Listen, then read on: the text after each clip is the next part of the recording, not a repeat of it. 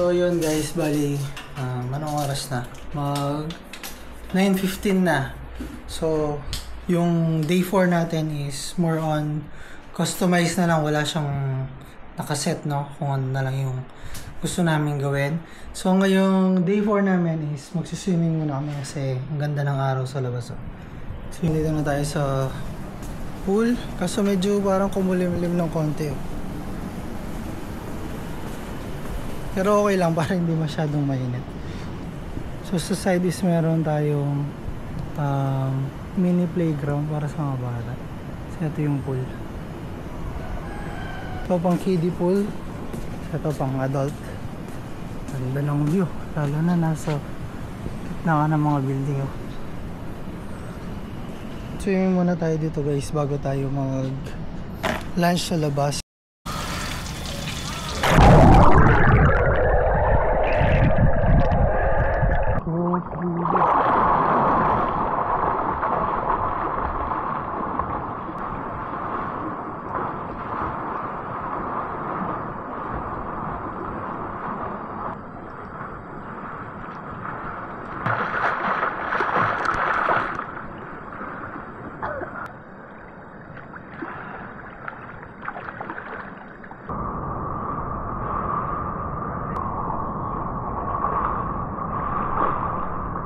So yun guys, nakakatapos na natin mag-swimming kanina. And then nakabihis na din kami. Ngayon, bali, mag-lunch lang tayo saglit. Tignan natin kung bukas ba yung Carbon Food Park ng ganitong oras, 12. Kasi yung iba nakikita namin parang 4 pa yata nagbubukas. So magtatanong lang na lang din kami mamaya sa baba sa mga locals dito.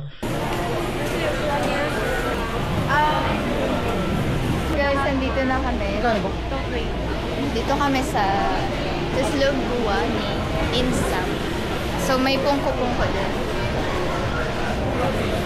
Pero yung in-order namin yung loob buwa. Ito ko yung cream. Lagyan ng mantika. Okay, lagyan daw ng mantika. Ito ng yung bayad. Lahat? Oo, lahat. Ano yan, ma'am? Sili at onion? Onion. At ito po, sir, utak ng baboy. Mas masarap yung lahat. Okay. Yun, lagay mo na lahat. At patis. Ito yung maglagay ng patis. Patis. Ano? Toyo. Ang patis is soy sauce dito. Okay. Sir, talaga ito.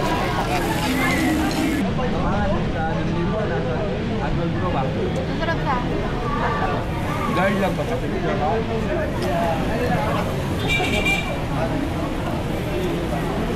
medyo mahang siya kasi may sili. Tapos yung lasa niya malinamnam. Talagang makakarami ka ng kanin. Ito yung mga puso. Bali ito mismo yung kanin lang yun hindi. Pero merong 10 na ganito.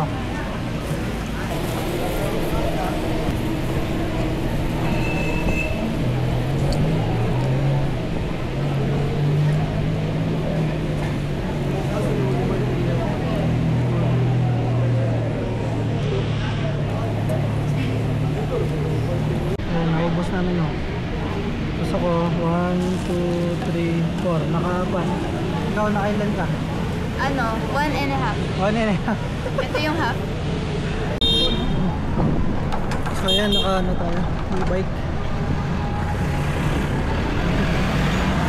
Papahati tayo dun sa merong bilihan ng pasalubong. First time ko pala sumakay ng e-bike.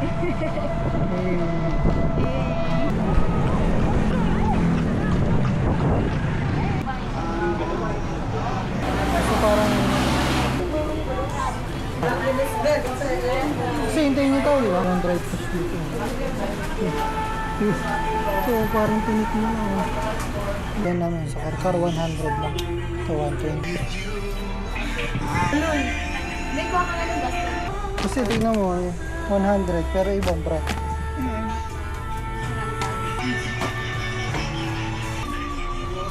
Ito, walang tatak oh.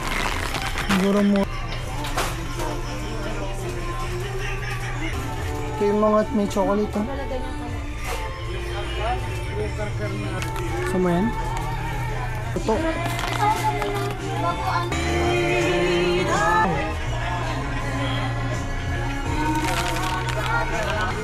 Balik ito nakakilong na tanan. Manipis ko. So yun guys, maganda lang ko sa pag-deliver namin ng courier. Ang dami pa dito ng mga iba't ibang stall ng dried fish sa iba't ibang mga pasalubong. Ewan ko anong lugar. San Nicolas yata. Parang San Nicolas yung pangalan. Yun Drop na namin yung mga papadala namin sa Angeles, sa LBC, no? Ayun, balak namin, punta na kami ng SM Seaside. Ikot-ikot na lang kami hanggang maubos yung oras namin hanggang dinner, no? Kasi balak namin mag-dinner sa kusina ni Austin. Kaso parang 6 PM pa yata yun magbubukas. Maghintay lang tayo ng jeep papuntang SM. Guys, no? Dahil wala pala yung jeep papunta ng Seaside agad. It's either magta-taxi ba, sea bus, or yung parang habal-habal.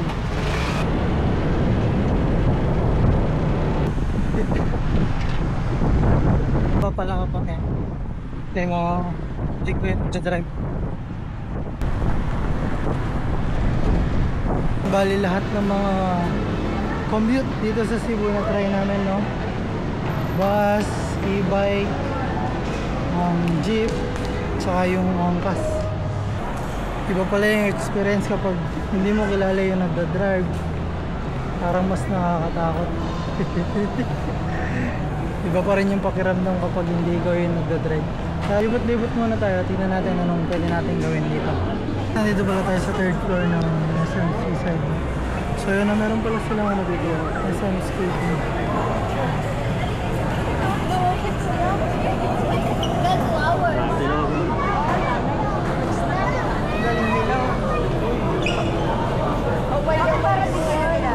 Ayun, meron din pala silang ano dito, Sky Park, mini playground lang, nakatambayan.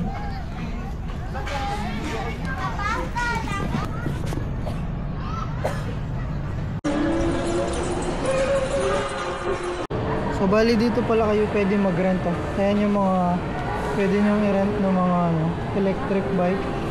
Yan oh. Ang cute nila, no? So ito yung mga rates. May 3-wheel, may 4-wheel.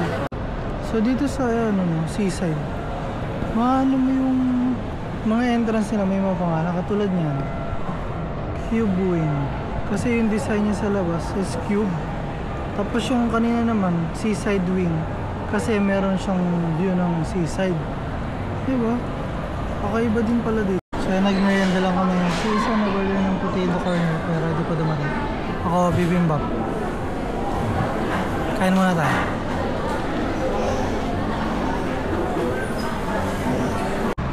So ngayon nandito tayo sa sea viewing. Kasi nga yan SM, tapos ito, yung view niya is yung sea. Kung sa inyo yung gusto kong puntahan or madaanan na bridge, Sisilek. Ganda. Pag gabi try natin sumakay ng bus or taxi. Tignan natin kung ano yung pwede natin sakyan para papunta sa downtown ulit.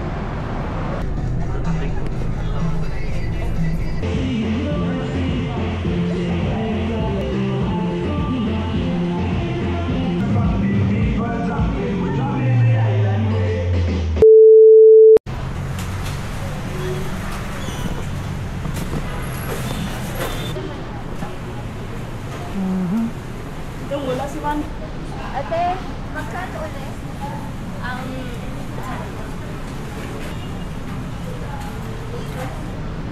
Ito na kami sa kusina ni Austin kaso ngayon daw wala daw siya. So, bali meron na, nagtitinda pa naman sila kaso iba lang yung magluluto. So, yun, nag-order tayo ng beef loaf tsaka pancit canton. Sayang wala lang siya ngayon. Pero dito siya nagluluto. Medyo ano na, bago na. Hindi na katulad nung nakikita sa ano, yung mga dating video niya na nagluluto siya. Iba na yung itsura. May backdrop na. May backdrop na siya ngayon. Kaya hintayin lang natin maluto yung mga in-order natin. It's kind of. Maraming salamat sa lahat ng mga nanood ng mga video natin, no, from day 1 to our last day here in Cebu. No, ayun guys, thank you so much. Maraming salamat sa lahat ng mga sumubaybay dito sa trip namin, no. Kung meron kayong questions, comment down below lang kayo. Try namin sagutin yan as much as kaya namin at may knowledge kami about dyan, no. Thank you and God bless. Peace.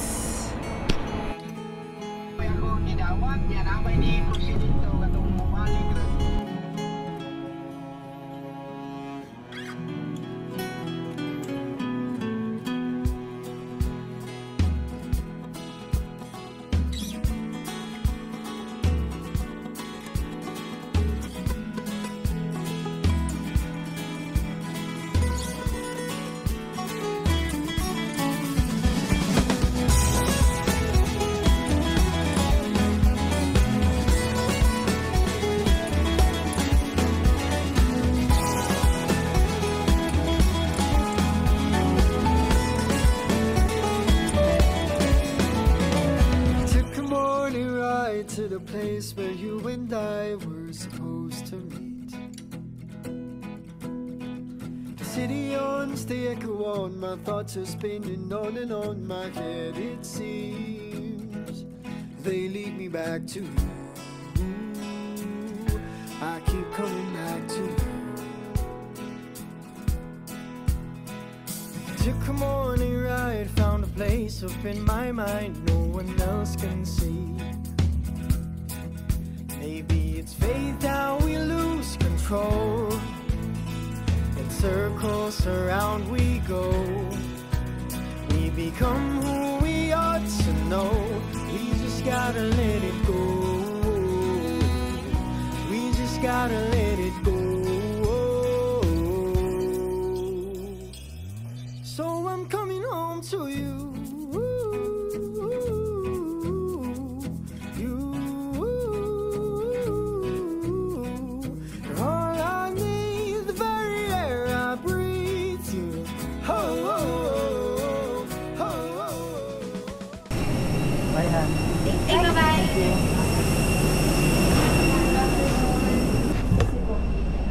Wala yung aircon yung mukha nito.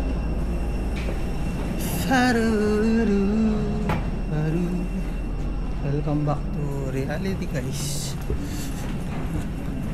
So may trabaho pa tayo bukas. Walang pay-pay nga.